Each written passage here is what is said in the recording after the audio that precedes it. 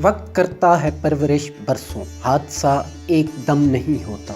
اور اب تو حادثے سے بھی بڑا حادثہ یہ ہے کہ کتاب بینی کی روایت تقریباً مٹ چکی، اور اس روایت کے احیاء کی خاطر گومل یونیورسٹی ڈیرہ اسماعیل خان نے آغاز سال میں ہی بک فیئر سجا کر شاندار شروعات کی ہے۔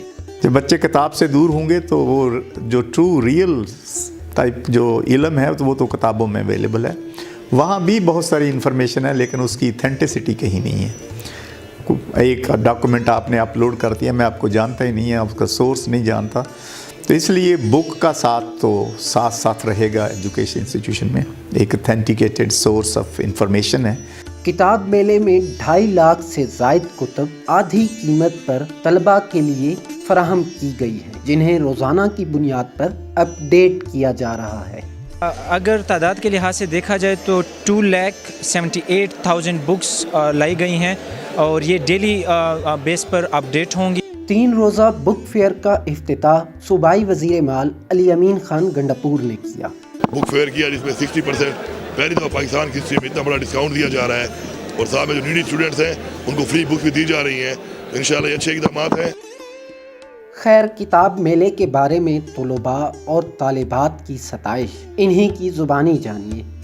اردو ہے جس کا نام ہم جانتے ہیں داغ، سارے جہاں میں دھوم ہماری زباں کی ہے۔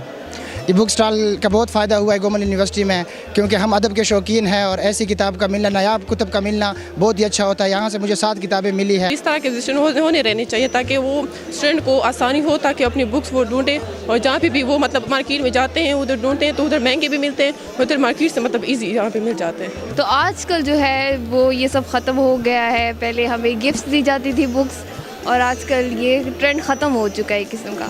کتاب بہترین ساتھی ہے، یہ جملہ کانوں میں کبھی کبھار پڑ جاتا تھا، مگر ٹیکنالوجی نے اس رفاقت کو بھی متاثر کیا ہے کہ اب لگے ہے از کجا آید این آواز دوست۔ کتاب یقیناً آج میرے خیال میں میں یہ کہوں کہ 90% اس کی ریڈنگ میں کمی آئی ہے آج سے 40 سال پہلے یا 50 سال کے نسبت، تو یہ غلط نہیں ہوگا۔ تو چلیے کتابیں خریدیے، پڑھیے، بانٹیے اور افکار میں وسعتیں لانے کا سودا کیجیے، کیونکہ بڑے بزرگ کہتے تھے کتاب پڑھو یا نہ پڑھو مگر ہاتھ میں کتاب ضرور ہونی چاہیے۔ یہی فلسفہ ہے ان کتاب میلوں کا۔